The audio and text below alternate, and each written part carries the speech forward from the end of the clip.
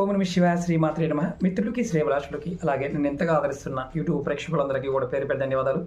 మిత్రులారా, మీ అందరికీ పరాదేవత ఎలవెలలా మీతో ఉండి మీ మనోవాంఛ నెరవేర్చాలని మనస్ఫూర్తిగా కోరుకుంటున్నాను. చాలామంది మిత్రులు, గురువుగారు మాకు దైవబలం పెరగాలి, గురుబలం పెరగాలి, ఆకర్షణ శక్తి పెరగాలి, ధనాకర్షణ కలగాలి, జనాకర్షణ కలగాలి, ఏం చేస్తే త్వరగా వస్తుంది అని చాలామంది అడిగారు.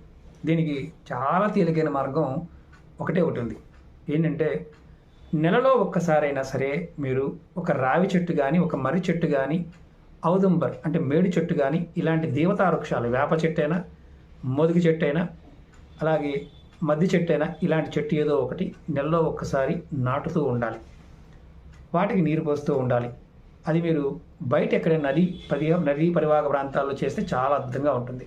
ఇలా చేస్తే ఖచ్చితంగా అదృష్టం కలిసి వస్తుంది. ఓం నమః శివాయ శ్రీమాత్రే నమః.